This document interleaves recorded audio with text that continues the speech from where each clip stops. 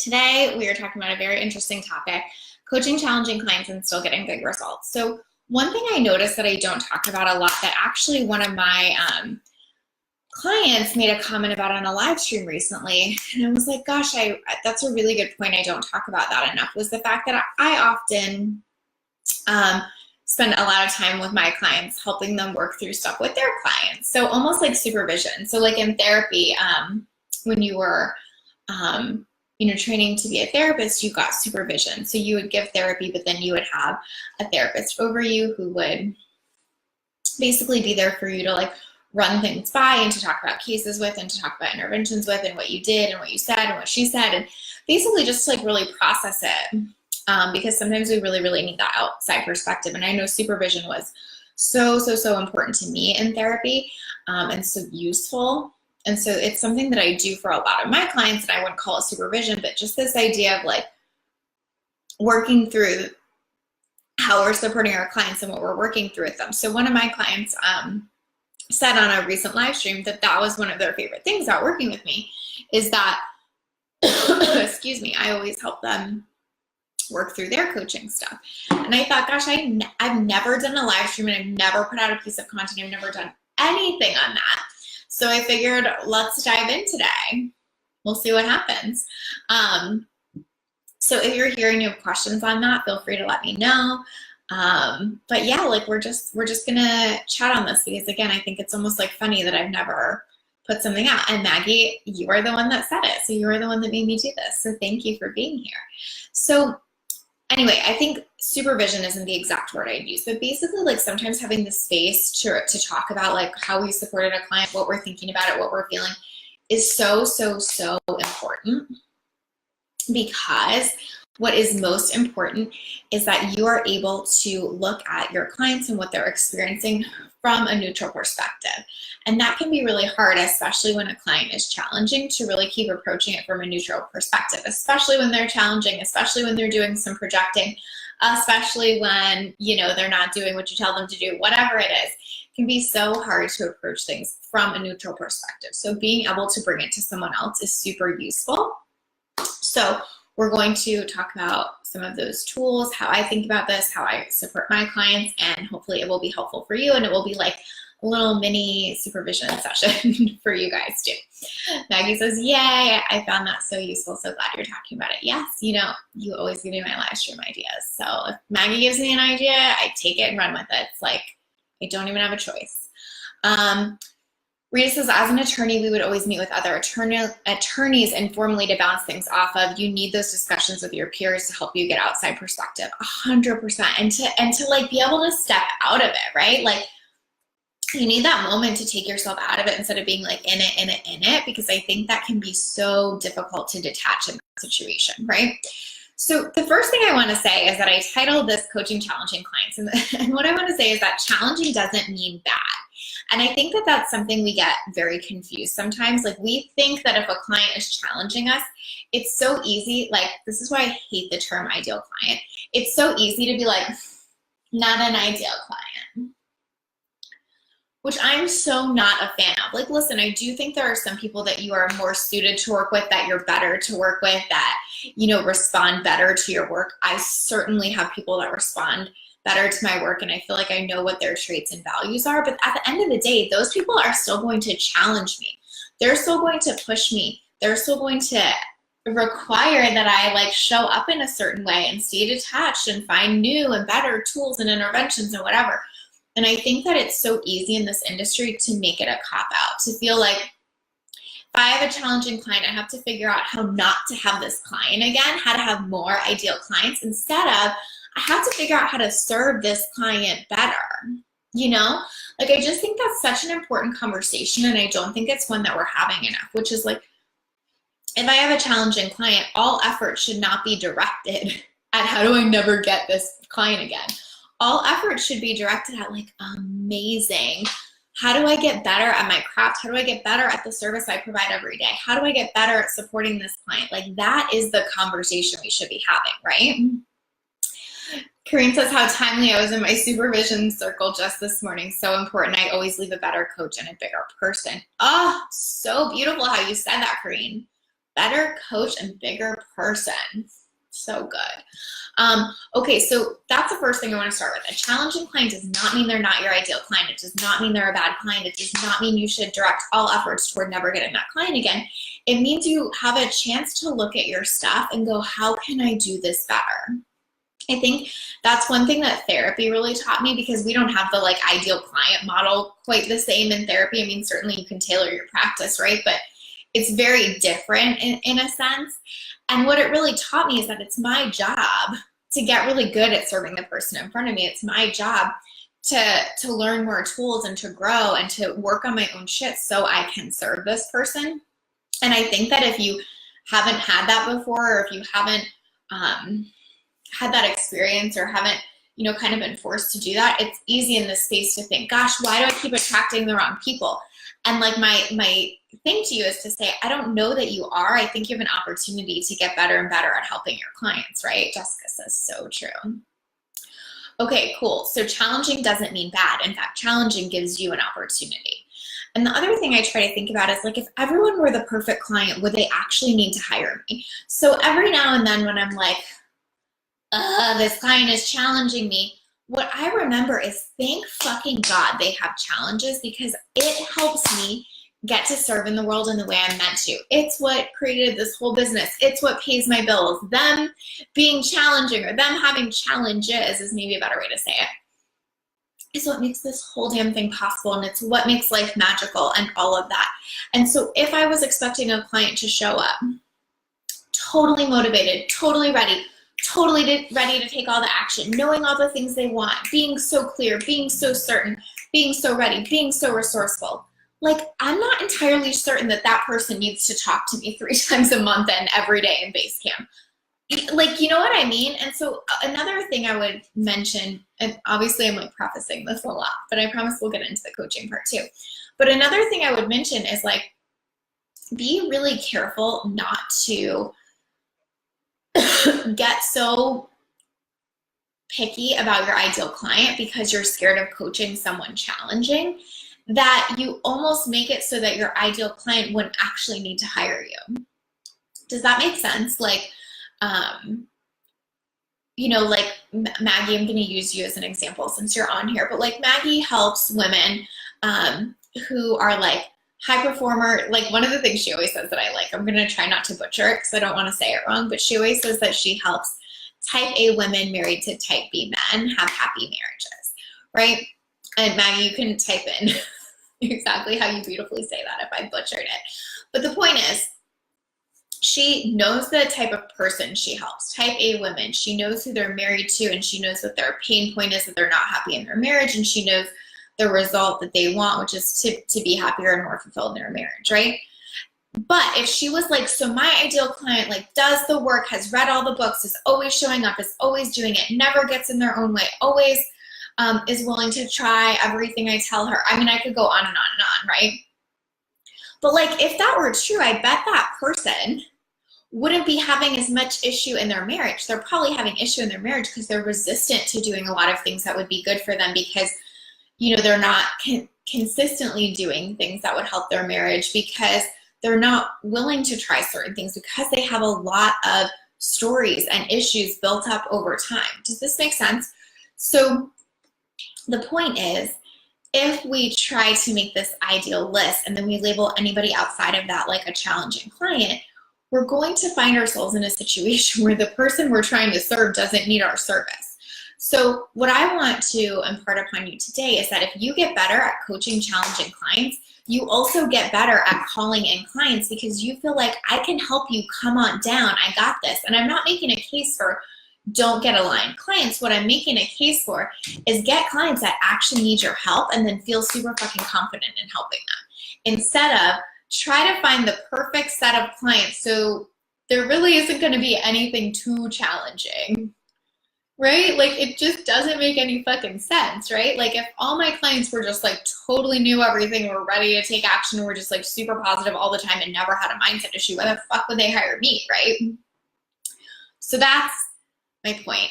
on the challenging piece. Is this is something to get so good at, and this is something that will transform your business, because you will feel so much less pressure about who's coming to you. You will feel so much more certain when they come to you. You'll even feel more certain and confident in your content, your sales process, and everything else, because you will feel like, I know how to help you, even if you get stuck, even if you seem perfect now and become challenging later, even if you go through a difficult time, whatever, like, I am here for that. Does that make sense? Okay, cool.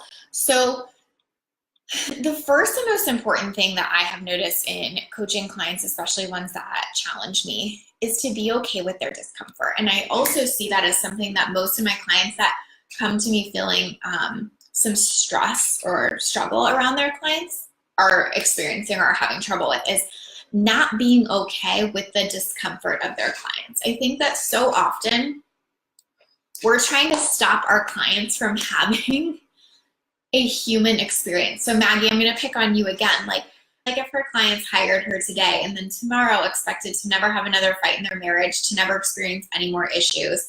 So it'd be like if Maggie then just like felt like she had to wipe away all their issues, like take away the human experience from them. It'd be like if a client hired me tomorrow and expected to never feel stress or strain or uncertainty around their business. Like, that's not the thing, right?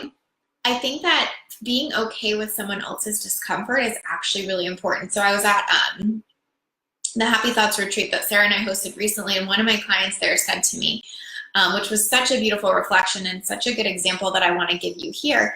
She said to me, she particularly was like, I remember this one coaching session we had, and I was so mad at you, and I was crying, and I was saying how frustrated I was, and I was so frustrated in my business, and I just was like having a mental breakdown basically, and you just sat there and were like, cool, I see you, I hear you, here are your options.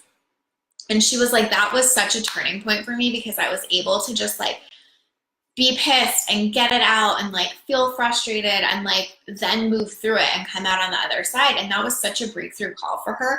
And after that, she has like done so well and so much better. And it's not like she's never going to have a meltdown again.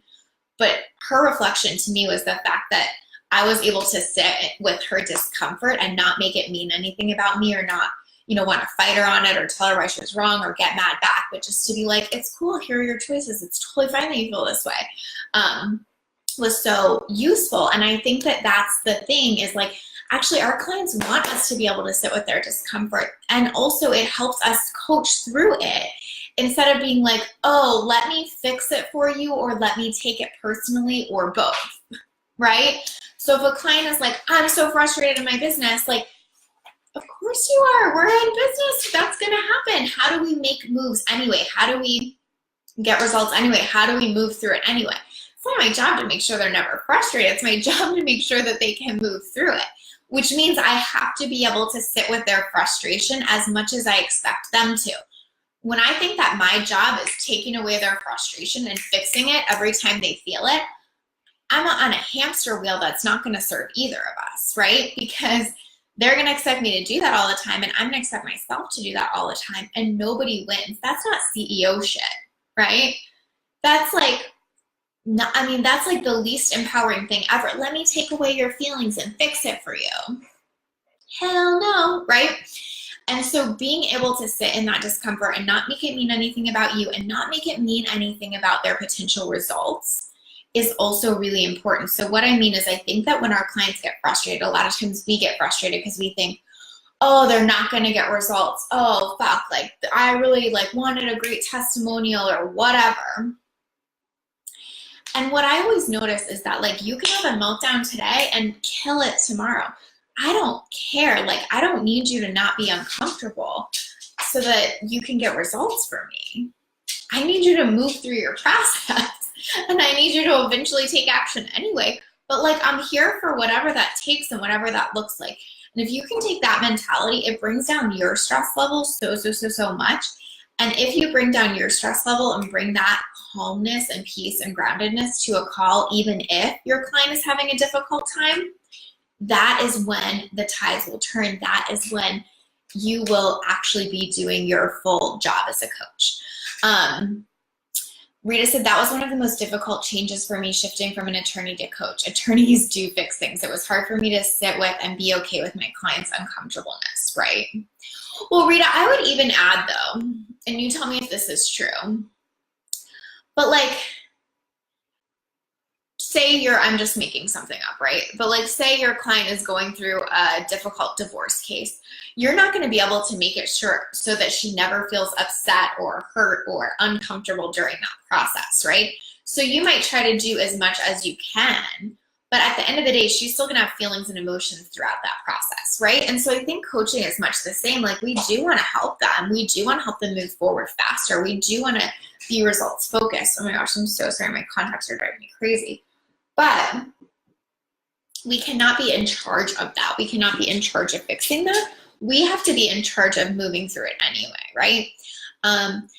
So being comfortable with their discomfort is super important. Another way to do that is to have these conversations more and have a coach or support system that you can talk through that with, so that if you're feeling uncomfortable with it, you can go process it elsewhere and not keep bringing it to the call, right?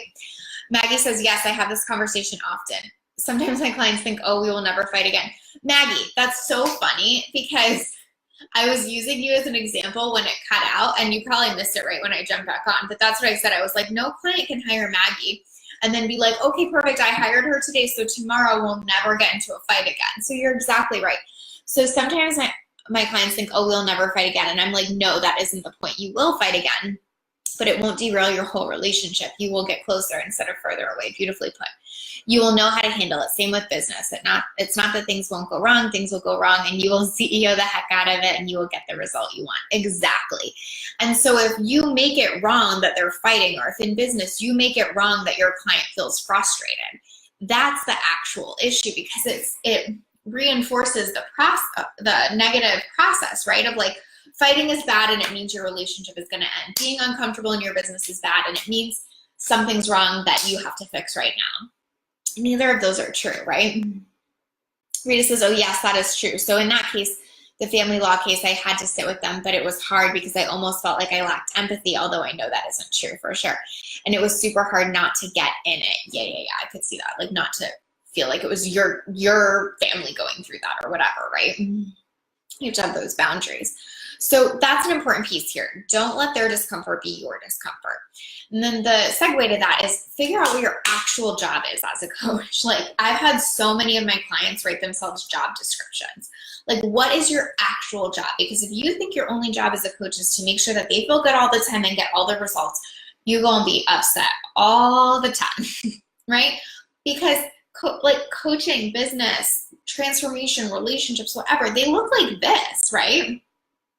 I should share this with you guys, but recently one of my clients was asking me about, like, you know, do I only look at income based on months? And I was like, no, not at all. I look at, like, is the trend upward? And so I made her graphs of, like, my income in 2017 and my income in 2018, so she could see the fluctuation, but the upward trend. And I think the same is true here. Is like, what is your job as a coach? It's not to make sure the trend is always perfect and upwards, both toward feeling good and toward results.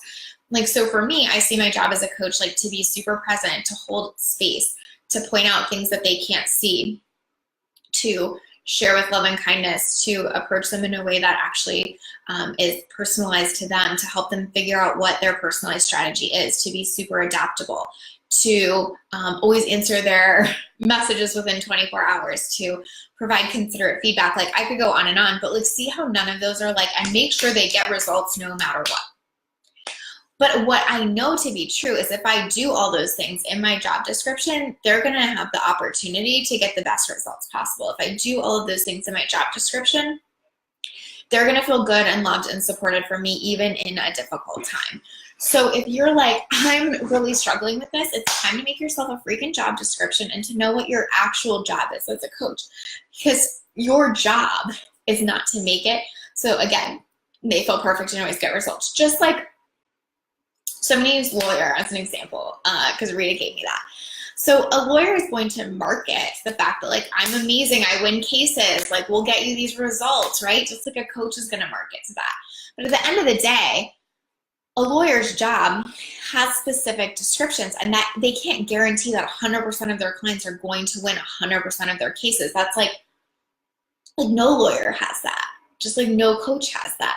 So you have to know what your job description is so you can show up and feel confident and secure in the meantime, instead of putting all your eggs in the basket of like, well, if my clients get results, then I can feel good. If they don't, then I must feel bad. Like, that is such a hard way to live because you cannot control it and it's not possible. Like, even the most amazing coaches in the world, like Tony Robbins, like, can he get 100% of people results 100% of the time? No, because he's not living their life or doing it for him like them. He's great, obviously, but like, it's just not possible. So make yourself a job description and figure out what you actually do as a coach, right?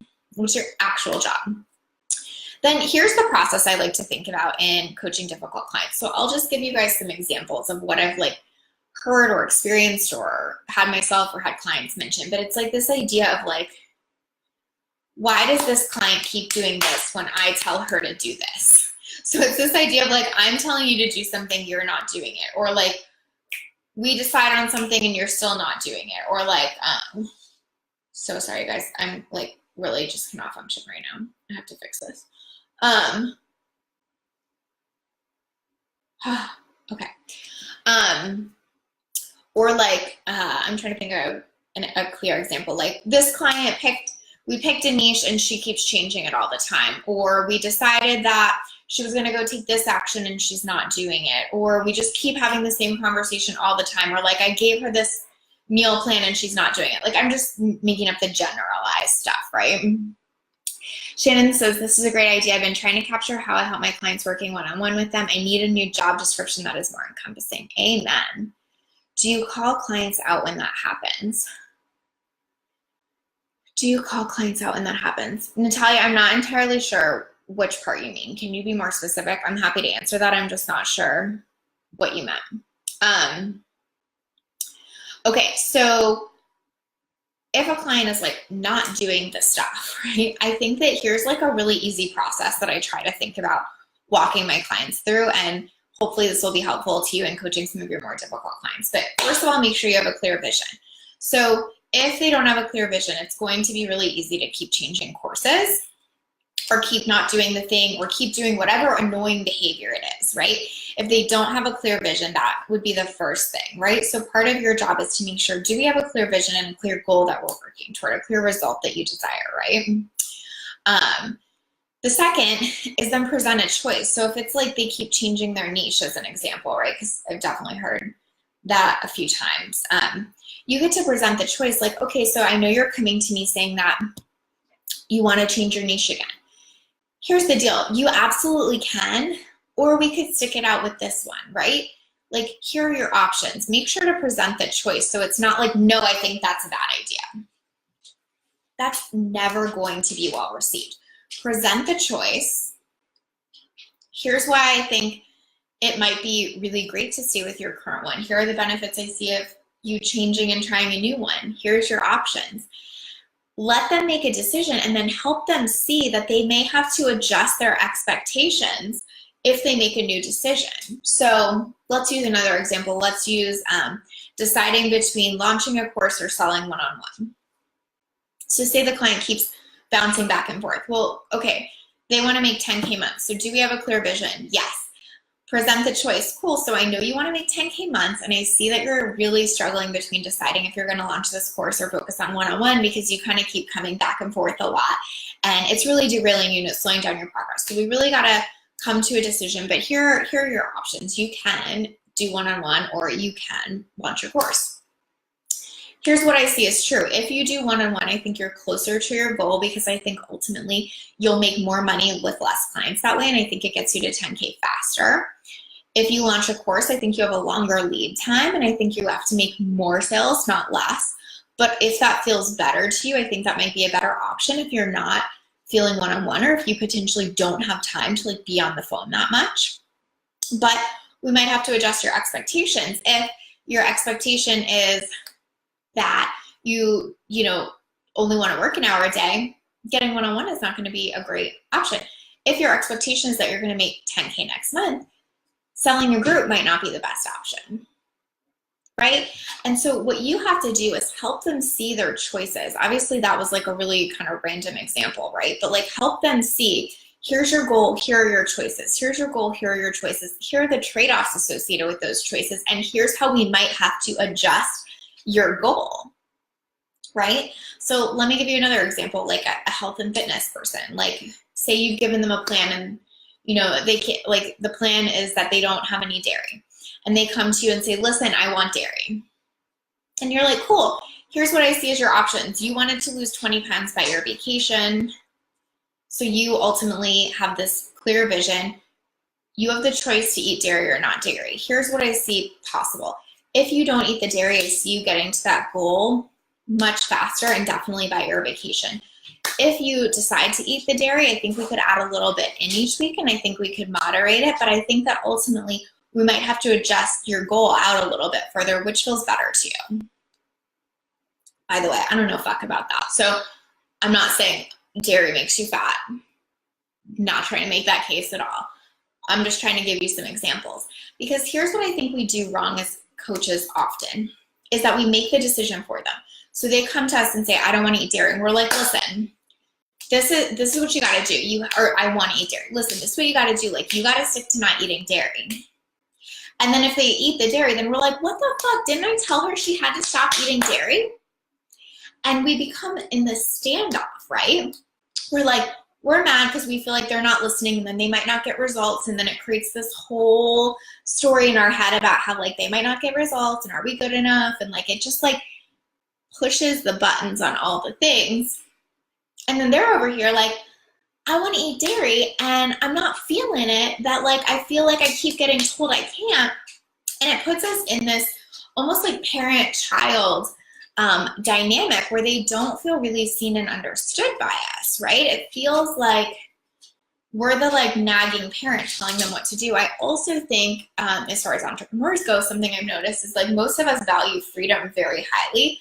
So when we go to a coach and the coach is like, no, you got to do this thing and it's got to look this way and you got to do it and you got to do it and you got to do it, our freedom filter is going off and we're like going to dig our heels in and do the opposite, even if we know it's good for us, because we don't like feeling like we don't have choice. As humans, fundamentally, we want choice. So if you have a clear vision, if you present the choice and you adjust the outcomes accordingly and you let the client make the choice, they are going to feel so much more empowered. If you take away their choice, you're also owning all of the responsibility and outcome, right? So if you're like taking away their choice and then you're like, you cannot eat dairy. Cool, are you ready to be entirely responsible for the outcome of that and for everything else? No, of course not. What you're trying to do is empower your client to make better food choices for the rest of her life. What I'm trying to do is empower my client to step into their CEO role for the rest of their life. So me making their decision for them does jack shit in moving us forward on that. Does that make sense? So I think that so often when we're coaching a challenging client is we have to take ourselves out of the picture and just present the options. Remind them of the goal, present the options, make it clear that we may have to adjust the outcome or the expectation, and then let them choose what fits them best. Like, this is how we get through those difficult times where, like, someone's coming to you and they're like, I want to make 10K next month and work 2 hours a week. I wouldn't have that problem, because I would say to them, like, cool, here's your goal, make 10K next month. Here's your options. Work more and get there faster, or work 2 hours a week and decide to get there slower. Like, what feels good to you, right? And so this is a really useful tool. Clear outcome, decisions, adjust expectations. That's helpful because you keep putting the client back in their power. And no matter what service you're providing, keeping the client in their power is so key. And it's also what helps you detach a little bit, because you're presenting them with all of the data and new strategies and new options and new information, but ultimately the choice is theirs. When you try to take on the choice and you try to own the choice and the result, you're gonna feel like a crazy person, right? I remember talking to one of my clients who was kind of doing this a little too much, and she was like, I feel like I'm running 10 businesses, because she had 10 clients. And I was like, right, because you're making all the choices for all the businesses instead of helping clients see it through that angle and helping present the options and adjusting the outcome as needed. right? Shannon says, I just went through this with a new client. Once I outlined the benefits of doing this or that and the outcomes along with the timeline, she responded better. Lesson learned. Amen. Debbie said, this happened with my client. She so much wanted to do a group program and not one-on-one. We talked through it and the differences between the two. On our next meeting, she realized she truly wanted one-on-one. Exactly. So this is such a useful thing, especially if you consistently find yourself in the same conversation loop of like, do this, I'm not doing this. Do this, I'm not doing this. Like, it's time to make a new decision. So here are your options. You're obviously not doing this. So here are the new options. Do this thing or do this different or whatever, right? But if you can keep getting clear, presenting the choice, adjusting the outcome, getting clear, presenting the choice, adjusting the outcome, it's going to be so much easier to move through those loops of like, oh, I'm going to do a group program. No, I'm going to do one-on-one, right? I think secondly, they just want to feel heard and they don't want to keep being pushed. Like the way that we get in a loop is to stop being present and to stop hearing them, right? So the way that we'll be in this never-ending loop of like, you say to do this, I'm not doing this. You say to do this, I'm not doing this, is to not hear them enough to go, what's really here? What's really going on? And to keep going, well, you just need to do this. Well, you just need to do this, right? It's not useful at all. And it doesn't actually move the needle forward. So the absolute best thing you can do instead of kind of like putting up your defenses, because I think so often we feel like our way really is the right way. And so when someone's not doing it or keeps challenging it, it's so easy to put up our defenses and almost like dig our heels in. But the problem is our clients dig their heels in too. And then we're just at this standoff where they feel like we're not being supportive and we feel like they're not doing the work. I mean, if like so many of us have been in that situation, that a client doesn't feel supported, we don't feel like they're doing the work, and it's like this, right? If you can really make them feel heard, I understand you're not doing it, I understand it's these reasons. Help me understand even more so we can move you through this. Help me understand if you want to move through this. Help me understand what you want next, right? So that we have the clear outcome, we have the choices, and we can adjust the expectations. But if you miss that part of making them feel really seen, heard, and understood in their struggle, you are going to miss getting to have the real conversation, right? I've actually had a few clients say this to me recently in different ways, but I have a lot of my clients are moms, and I've had clients say to me, like, I wouldn't hire anyone else that wasn't a mom except for you because you're so good at meeting me where I'm at and understanding it. Right? So what they're saying is like mostly they would want to hire other moms because they think they would get it, but I'm really good at just being like, I'm here for that, I'm here for you, and I'm here for what you're struggling with, like, tell me about it.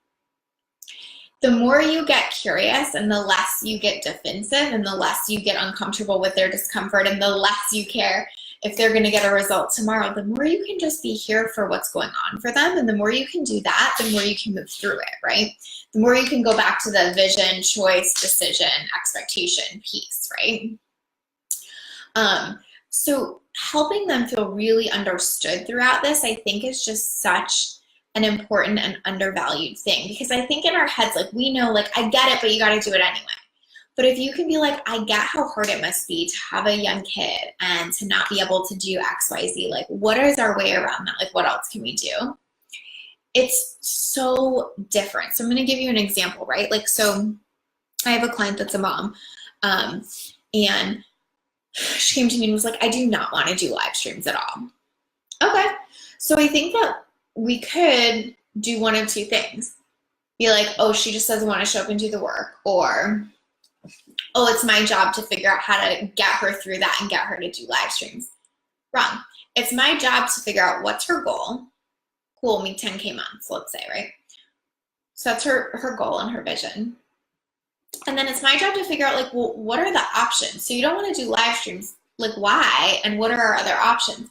Well, why is because she has small kids around her during the day, and that's really difficult. And then also getting ready in the middle of the day and like being presentable so she feels good on the live stream is really difficult. Okay, like, there's really nothing to work through there. There's just like a new option to give her. Like, that's not a mindset thing. Like, I don't need to like drill into that, right?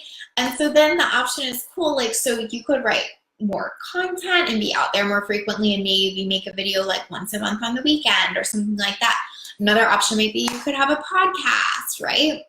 because then you could record while the kids are asleep and you don't have to worry about like looking presentable, blah, blah, blah, blah.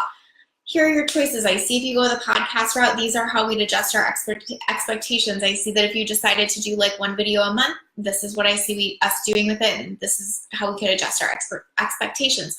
What feels better to you?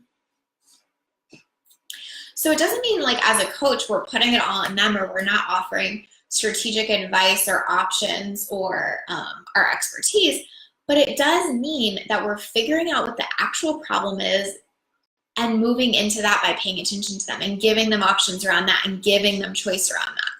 Does that make sense? So I think that the choice piece here is so huge with challenging clients. I think that the making them feel seen, heard, and understood piece is so key here instead of making them feel like they're doing something wrong. I think that nobody wants to come to a coaching call and get scolded. Nobody wants to come to a coaching call and leave feeling worse than when they came. Nobody wants to come to a coaching call and just have the same thing said to them with like no help or support on how to move through it, right? And so ultimately the choice factor is the difference maker in making them feel understood and making them feel seen and in giving them permission to decide what is best for them and then supporting them through that. So clear vision, right? Present the choices, let them make the decision, and then adjust the expectations as needed. It is so simple, but it's so difficult because it requires us detaching from the outcome. It requires us being comfortable with their discomfort. It requires us saying to them, hey, your expectation to work 2 hours a week and make 10K next month might not be true. And that can be a difficult thing as a coach, but it is part of stepping into being comfortable with their discomfort and really being the expert. It's getting out of that, like, you're doing it wrong or like, why didn't you do this mentality, or the mentality that like, our clients are only doing it right if they're always taking action on what we say, and getting into the mentality of like, you hired me because you wanted to get out of your own way. It's my job to help you keep doing that. It's my job to help present the options to do that, right? So I think that is most of what I wanted to say. I think that pretty much recapped it, but ultimately, I want you to know a challenging client is not a bad client. A challenging client is only challenging if you get really in their shit with them. They become less challenging when you're like, cool, here are your options. What feels good? Cool, here are your options again. What feels good? Cool, here are your options again, and here are the new set of expectations. What feels good?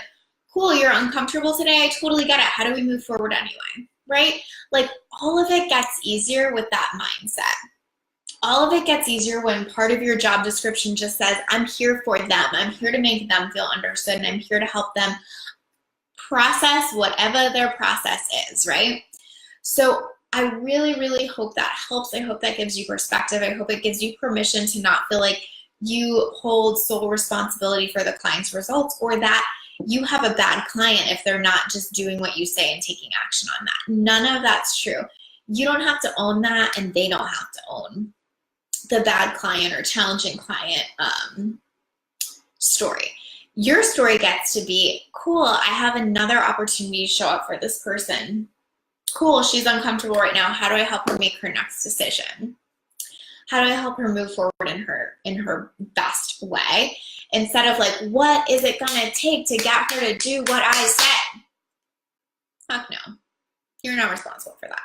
You're responsible for helping her keep making her next decision and moving forward even when she's uncomfortable.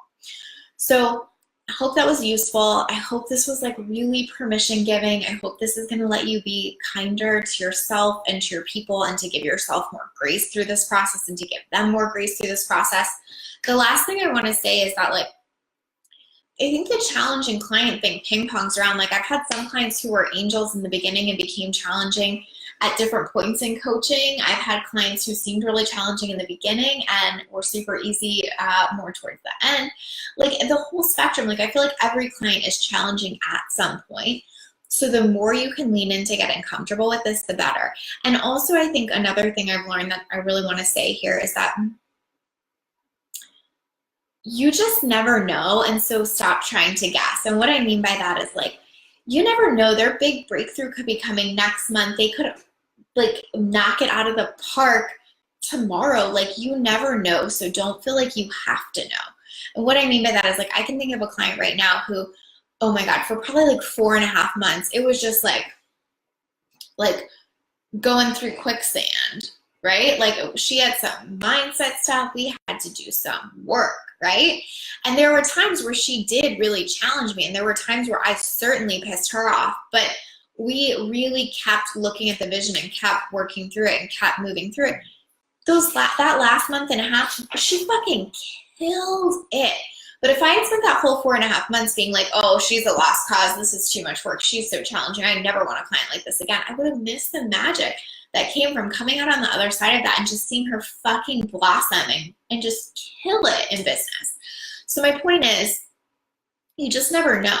And I think that's the lesson that I have learned, is that if you can stay with clients through the challenge, through the discomfort, like, you never know what's on the other side. But don't decide that just because someone's challenging today that they will be next week, or just because they're challenging today that they can't get results a month from now. Like, that's not it at all. So I hope that helps you detach even more from the outcome and know that, like, if you stay in it with them, the likelihood that they're going to get results is just so high.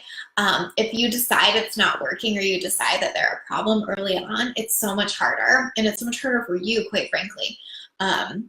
So again, like, grace, permission, hopefully that process was helpful. Obviously, that's super basic. I am not a coach trainer at all, but it's how I like to think about things, and so I thought it might be helpful for y'all. If you have any questions on this, let me know. If you missed part 1, I'll link it below. And thank you guys for jumping back on and joining me here. I love you all, and I hope you have a wonderful Monday. Bye.